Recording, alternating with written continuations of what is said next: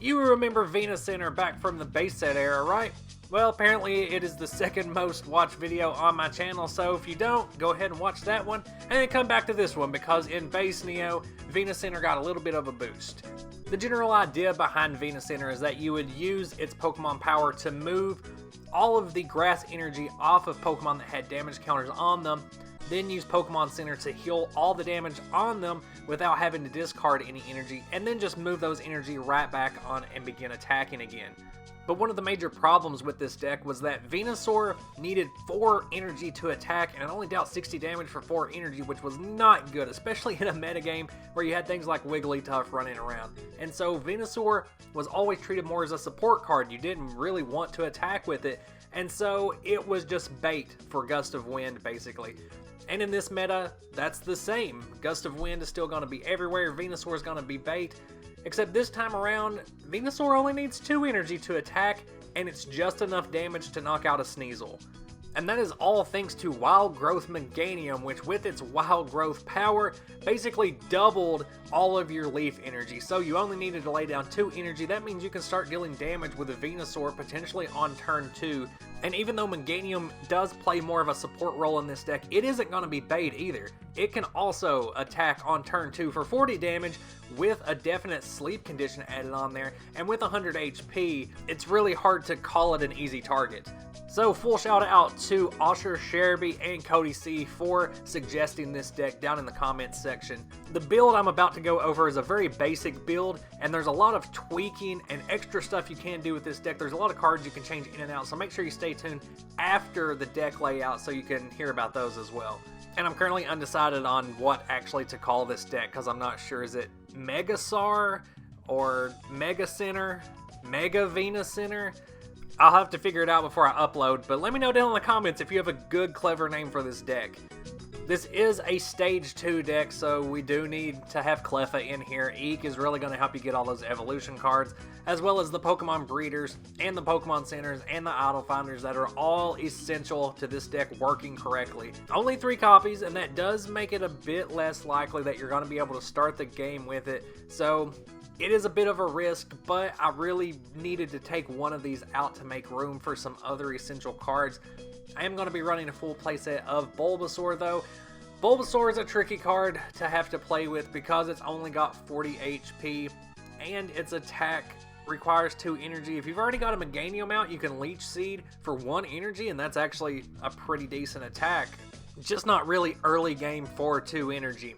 And then also 2 copies of Ivysaur. If everything plays out correctly, you won't even need to use these Ivysaurs. Ideally, you'll be able to evolve into Venusaur and Meganium on turn 2, but things don't always work that way. Sometimes you get hit with a Lass or a Rocket Sneak attack, and you lose that Pokemon Breeder from your hand, and you do need a backup with a Stage 1. That's where the Ivysaur and the Bayleaf are going to come in. Running a full playset of the Chikorita as well. This is the Chikorita with 50 HP. I always opt for the higher HP if I have a choice of basics. And all of the starter lines in Genesis got 2 copies of each card. So I'm running the 80 HP version of Bayleaf. I don't think there's enough of a difference in attacks to ever justify really going for the lower HP versions. You're not going to be attacking with them that much anyway, especially Chikorita or Bayleaf. The main purpose of them even being in this deck is just to evolve into Meganium and get that wild growth power started as early as possible. This deck definitely has potential to be really fast and really surprising if you're not ready for it. 60 damage on turn 2, pretty good. I mean, you can also see that with stuff like Sneasel and Wigglytuff, but those cards are not as bulky as Venusaur, and they don't have the healing potential that Venusaur's power and Pokemon Center combined really have for this deck. It's pretty unique in the metagame in that it can heal so much damage with basically no consequences. This build will be using a 2-2 Professor build, 2 Oak, 2 Elm, as well as 2 Gust and 2 Double Gust. These are pretty important in their use because I don't have Switch in this deck, so Double Gust is going to be your means of switching out between Meganiums and Venusaurs since the retreat cost is high and it's going to be difficult to swap them back and forth. That's why Double Gust is really in here. Sometimes you just want to pull something off of the bench that your opponent has that's going to be an easy target that you can knock out with a solar beam, or to just get rid of a baby that's in your opponent's active position and you don't want to have to deal with the coin flips. Double Gust is going to help you do that, plus switch out your own Pokemon if necessary. Computer Search and Item Finder are both going to be in here for your search and recycling cards. Item Finder is a little more important, so use 3 of those because you will need to recycle a lot of those Pokemon centers and potentially even your Pokemon breeders depending on how fast your setup is. VenuCenter games can run a little long like most other bulky healing decks do. And so getting those Pokemon centers back is going to be very crucial in keeping your Pokemon alive until the end of the game. Because most other decks are going to be able to 2-hit a Venusaur or a Meganium, and this deck doesn't have any Focus Band in it. Not even Goldberry. So if you really want to make room for those, you can speed up this deck a little bit. Take out the Ivysaurs and the Bayleaf, replace those with your Poke Tool of choice. But as always, this is just a basic build. It isn't really optimized for any certain matchup in particular. Gonna run some nightly garbage run just to get back those Pokemon. Every now and then you'll also need to get back those energy, but using Eco Gem in this deck so that not very many of those energies are ever gonna end up in your discard pile. And since your attackers only need 2 energy to get off their big attacks, it's not gonna hurt all that much to just have an energy sent from the Pokemon back to your hand. Gonna finish out the deck with 14 grass energy.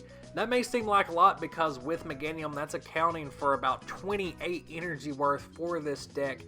But playtesting around with it, I feel like I came up short on energy a lot. Like I couldn't get the amount in my hand that I needed off of an Eek or a Professor card.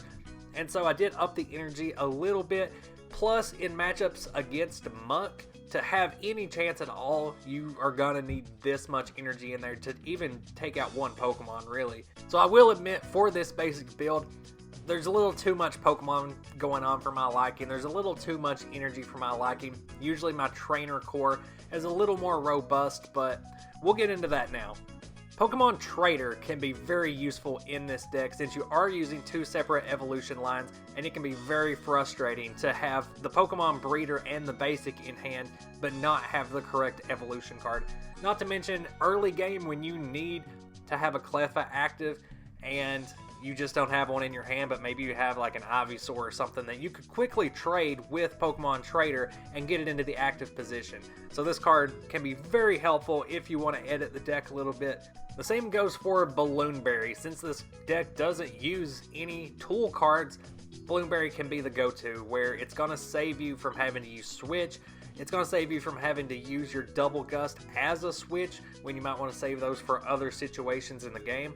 Or if you're expecting to see some Fire-type decks, get Focus Band in there because there are a lot of good Fire-type decks in base Neo. You got Blaine's Charizard, Blaine's Arcanine, Blaine's Rapidash, Typhlosion variants.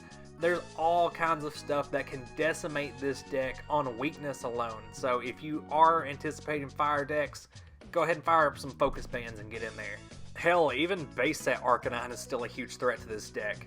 If Eco Gem isn't quite your style, Energy Stadium is just as good for keeping those energy out of the discard and just sending them right back to your hand. And this can be helpful in cutting down the deck too, since you can use less nightly garbage runs, you can use less overall energy. So it's a pretty useful card for editing and slimming down the deck to make it a little more streamlined. You also have the option to slim down your 2 evolution lines to maybe like a 3-1-3 or maybe just like a 3-3 of each, and add another grass type Pokemon for your primary attacker. Jungle Pinsir is a pretty solid attacker. Iron Grip can be a pretty great attack. Very early game for only 1 energy after the wild growth. Not as much on Guillotine because it does fall short of that 60 HP like golden knockout zone for a lot of basics used in base Neo, and not quite as bulky as a Venusaur as an attacker, so if you do use Pinsir, you're gonna have to use Focus Band with it. The same thing goes for Discovery Scyther, where for only 1 energy using Fury Cutter, if you can land some lucky coin flips, this card can be insane in this deck. Unfortunately, I do not like relying on coin flips. I much prefer consistent cards, but man, pulling off 90 damage for 1 energy in this format, Oh, that would have to feel so good. Depending on your own format rules, you may also have access to the better Bulbasaur, which is the Vending Series Extended Sheet 1 Bulbasaur. It's got 50 HP, it's got better artwork, it's got useful attacks, it's just better in every way. And so if you do have the option to use this Bulbasaur instead, do it. The same goes for the Southern Islands Ivysaur. It's really just a better card. I only have one copy of this card and it's sealed, so I didn't want to include it in the video. But again, if you have the option to use this Ivysaur over the base set one, go ahead and swap them out. Base set Venusaur was reprinted in Legendary Collection, so this deck could still be run in the Neo On format. And I probably won't be rehashing this deck when we do get to those Neo On videos, so I'll go ahead and tack on to the end of this the fact that there's a better Bulbasaur and a better Ivysaur in Expedition that you can use for the Neo On version of this deck. Pokemon Center was not reprinted, however you do have Pokemon Nurse, which will serve the exact same function. It's a supporter card, so you can only use it once per turn, but with Pokemon Center, there was no need to use more than one per turn anyway, so it's not that big of a change. And for your trainer base, you're really just going to be using the standard Neo On set of trainers instead of just the base set core that pretty much remained unchanged all the way from the base set era version of the deck. I hope you enjoyed this request deck. If you have any request decks that you want to put down in the comments and see on the channel, slap them down in there and I will get to work. If you like the content that you're seeing on this channel, make sure to subscribe and share the content. Still trying to climb that ladder to 1,000 subscribers by the end of 2020. Find me on Instagram at DrunkShuckle. And until next video, bye!